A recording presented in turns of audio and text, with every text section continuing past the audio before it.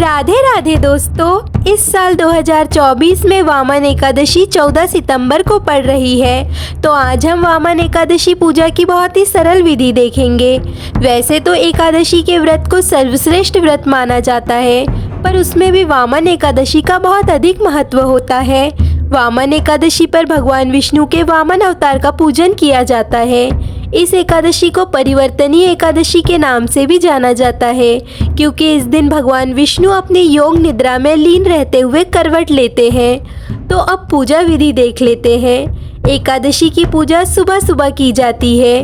तो एकादशी के दिन सुबह आप स्नान आदि करने के बाद चौकी लगाकर उसके ऊपर पीले रंग का वस्त्र बिछा दे, या आप चाहे तो घर के मंदिर में भी पूजा कर सकते हैं। चौकी लगाने के बाद थोड़े से तिल या फूल का आसन देकर भगवान विष्णु की फोटो को विराजमान कर लीजिए।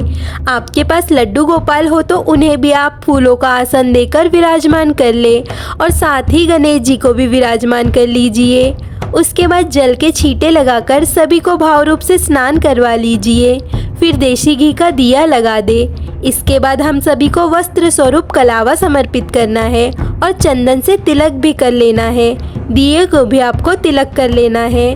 फिर हमें सभी को थोड़े थोड़े से तिल समर्पित करना है।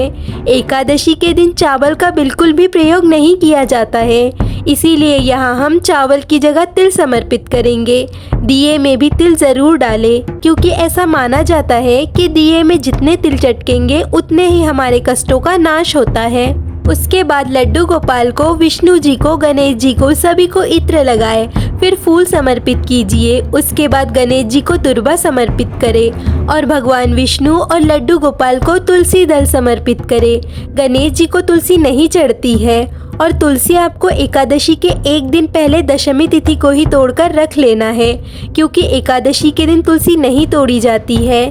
फिर भोग समर्पित करेंगे तो गणेश जी को अलग से भोग लगाएंगे और श्री हरि को अलग से, क्योंकि गणेश जी को बिना तुलसी के भोग लगाया जाता है और श्री नारायण तुलसी के बिना भोग स्वीकार नहीं करते हैं। तो भोग में आप खीरे का भोग ज़रूर समर्पित करें। वामन एकादशी में खीरे का बहुत अधिक महत्व होता है। साथ ही दूसरे फलों और मिठाई का भी भोग समर्पित कर सकते हैं। इस बात का आप विशेष ध्यान रखें कि परिवर्तनीय एकादशी में अन्न का भोग नहीं लगाया जाता है, केवल फलों और दूध से बनी मिठाइयों का ही भोग लगाना है। भोग के साथ जल भी समर्पित करें, फिर दक्षिणा समर्पित करें, फिर धूप दीप दिखा दे। उसके बाद हाथ में फूल और तेल लेकर एक लोटे में जल रखकर परिवर्तनीय एकादशी की व्रत कथा सुनना है। कथा पूर्ण हो जाने पर फूल और तिल भगवान के चरणों में समर्पित कर देंगे और जल के लोटे में भी डाल देंगे। फिर आरती कर लीजिए। पहले गणेश जी की आरती करें, फिर भगवान विष्णु की आरती करें। आरती करने के बाद हाथ जोड़कर भगवान से पूजा में रह गई कमियों के लिए क्षमा याचना करेंगे और अपनी मनोकामनाओं को पूर्ण करने के लिए प्रार्थना करेंगे। इस तरह से आप परिवर्तनीय एकादशी की पूजा कर सकते हैं।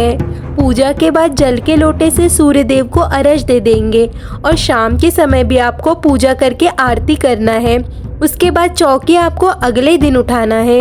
परिवर्तनीय एकादशी व्रत का पारण 15 सितंबर को सुबह 6:17 से 9:10 के बीच में किया जाएगा। एकादशी व्रत का पारण सही समय पर ही करना होता है। एकादशी में दान का भी बहुत महत्व होता है, तो आप चाहे तो अपनी सामर्थ्य के अनुसार कुछ भी दान कर सकते हैं, पर ध्यान रखें कि परिवर्तनीय एकादशी में किसी का भी मनचाहा दान नहीं देना है। आपको दान अपनी इच्छा अनुसार देना है।